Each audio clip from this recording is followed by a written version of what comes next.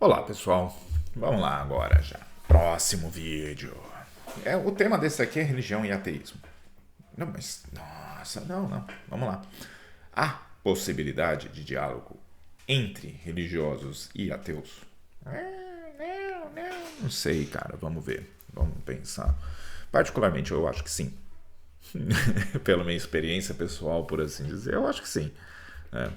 Tenho muitas conversas com, mesmo me considerando de novo religioso, eu tenho muitas conversas com ateus, tranquilamente, sobre assuntos religiosos. Talvez por causa da maneira que eu aborde esse assunto. Pode ser. Talvez das maneiras que aborde no sentido mesmo de adoção para minha vida. Da maneira que eu vivo a minha religiosidade. Talvez isso influencie. Não sei. Mas para vocês terem uma ideia, eu sou casado com uma mulher ateia.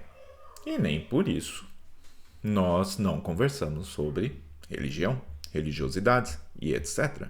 Claro que conversamos. Tá?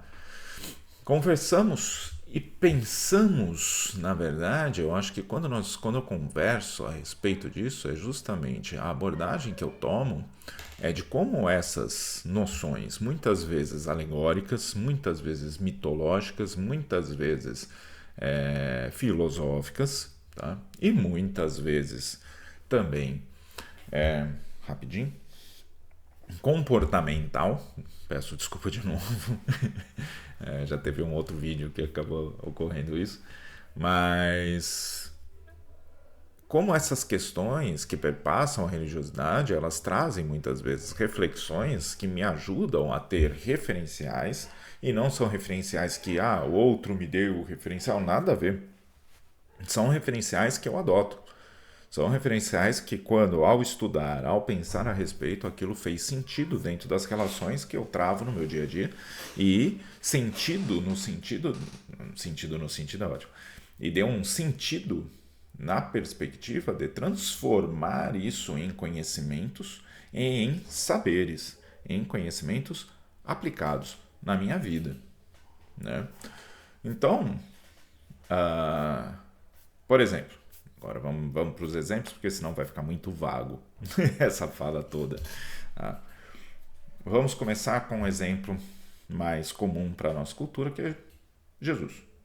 Ou um ou outro santo da Igreja Católica, que também me chama a atenção, mas vamos pegar Jesus. A questão do perdão, e isso eu já até mencionei brevemente em outro vídeo, a questão do perdão é algo que me traz muitas reflexões. Tá? Por quê? Porque a natureza de Deus, dentro de uma das perspectivas teológicas, é amor. Sendo amor, então, é perdão. Sendo perdão, portanto, ele já perdoou. A natureza dele é perdão, portanto, ele já perdoou. Não precisa pedir perdão, ele já perdoou. Tá, então qual o movimento do ser humano para ser perdoado? Isso eu estou pensando, refletindo numa perspectiva cristã. Tá? O movimento do ser humano para ser perdoado é o arrependimento. Eu me arrependo, isso me dá uma abertura para o amor de Deus atuar, porque ele já me perdoou. Então, ao me arrepender por alguma ação que eu percebi sendo errada dentro de diversos parâmetros, aí vai, tá? Eu tenho essa abertura. Tá, mas o que isso influencia na sua vida pessoal?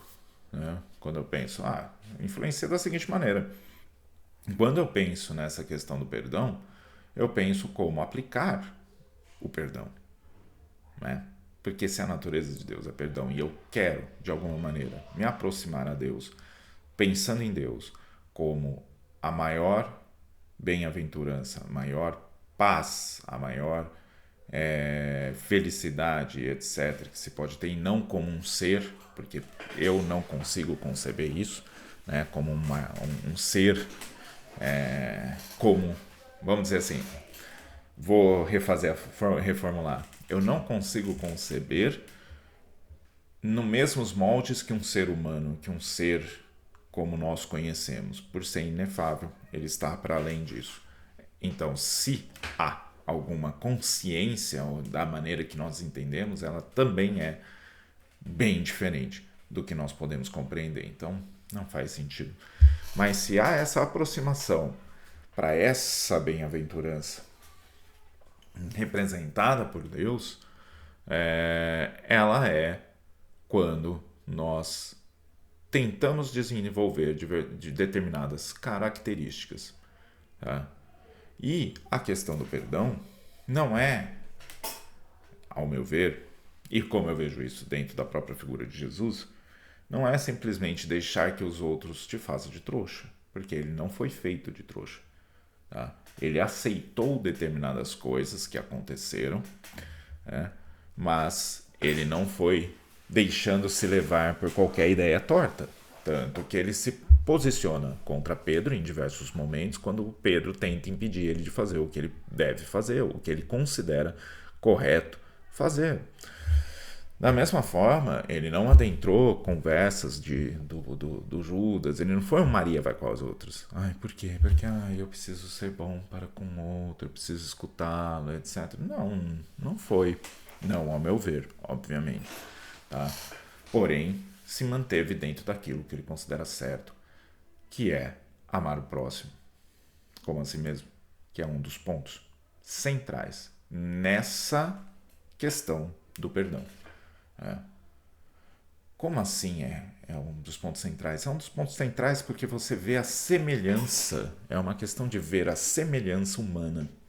Vendo a semelhança humana, né, nós acabamos colocando essa semelhança humana como um parâmetro do porquê eu devo respeitar. Porque o ser humano ele tem capacidade de mudar. Mas e se ele não quiser? Não tira o meu respeito. Porque a potencial de mudança ainda está lá. Então ele pode mudar. Em algum momento ele pode querer. Pode não ser agora, pode não ser no tempo que eu quero, mas pode. Então meu respeito ele se mantém. Tá? O respeito pela pessoa se mantém. Isso não me impede de atuar contra atitudes que eu sei, ou percebo, ou entendo como sendo algo que pode prejudicar aquela pessoa.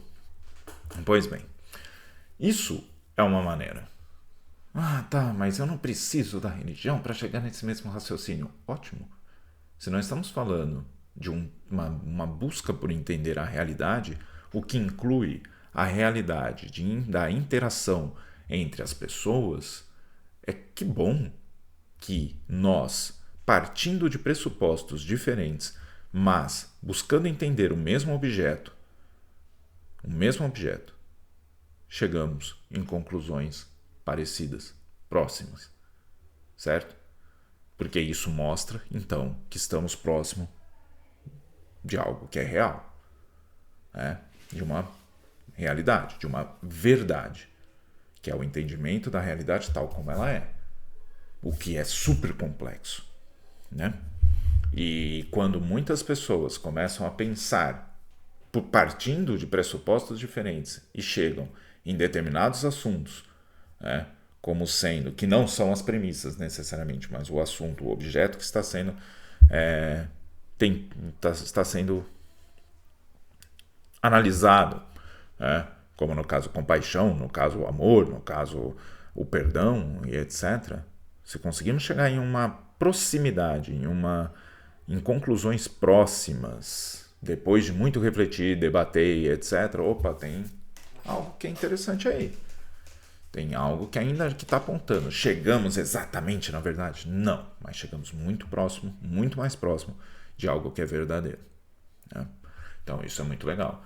Por exemplo, e agora dando exemplo budista, o Sutra de Kshitigarbha, que eu simplesmente gosto muito, tá? Por isso que eu repito, várias vezes aqui esse exemplo.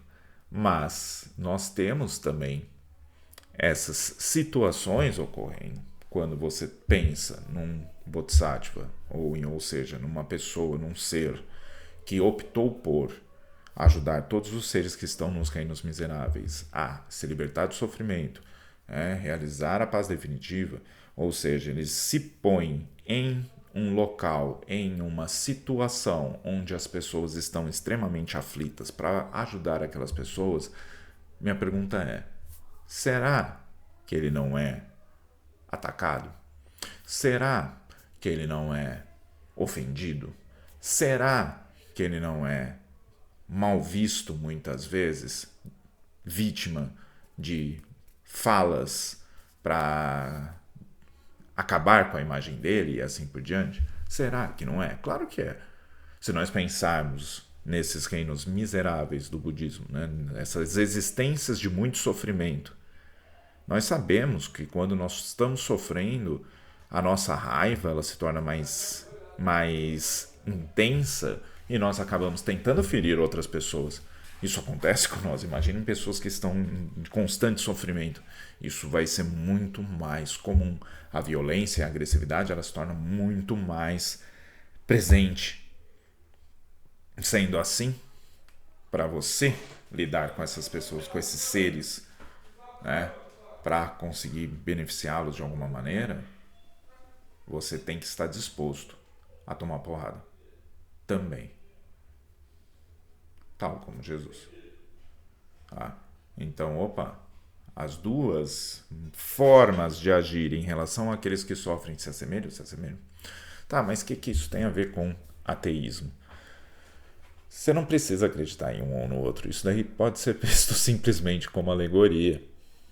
Alegoria para refletir. Perceba, o que estamos refletindo aqui é como me portar frente àqueles que necessitam e não sabem, muito não sabem, como lidar com suas frustrações, com sua raiva, com sua agressividade.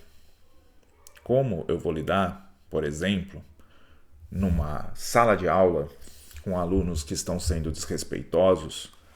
Como eu vou conseguir lidar da melhor maneira com eles se eu deixo a minha raiva, o meu ódio, tomar conta toda vez que eu sofro um desrespeito?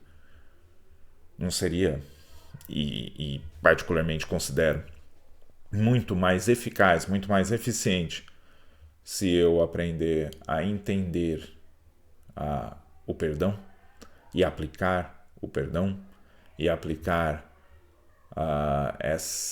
esse entendimento de que a raiva, a agressividade deles tem outras causas que muitas vezes não sou eu. Porém, pode ser alguma atitude minha. Como eu vou analisar isso? Se eu não estou disposto, por quê? Porque a partir do momento que eu deixo o meu ódio tomar, eu vejo o outro como problema. Aí eu não consigo analisar qual é o meu problema. O que eu preciso melhorar nessa relação, tá? Mas isso eu vou falar um pouco melhor depois. De qualquer modo, para fechar, eu não acho problemático conversar com ateu. Eu não acho problemático conversar com religioso. Eu não acho. Porque não é. É questão de diversidade de pensamento. O ponto que é problemático, e isso digo pela perspectiva do religioso, por exemplo, é conseguir entender a crítica, conseguir entender a maneira de pensar do outro, não como uma agressão pessoal, né? Mas trazer para a reflexão. Mas isso vai acabar com a minha fé. Será? Será que vai? Qual é o medo? Sabe? Qual é o medo? Talvez a nossa fé, se ela é tão temerária assim, tem tanto medo, temos tanto medo de perdê-la, será que ela é forte o suficiente mesmo? Ela não consegue se sustentar ao questionamento de nossas próprias crenças? Sabe? Nós devemos questionar nossas próprias crenças. É até melhor. Tem um livro, até, um autor chamado Fabrice Haddad, eu acho, que é um filósofo francês, católico, que ele se questiona. E eu acho que essa é o mais interessante forma de religiosidade. Quando você se questiona nas suas crenças. Não para ficar se agarrando às crenças, mas para conseguir ver e falar assim, opa, essa crença aqui, não é legal. Ou eu interpreto esse dogma, essa crença aqui, de uma maneira que me faz ter atitudes zoadas com os outros, o que não é legal também. Tá? Pensando no ser humano como um ser social. Terminei aqui por conta do tempo, já foram 15 minutos. Peço desculpa pela muita, né? Fica pensando muito, fala muito, mas até mais. Tchau, tchau.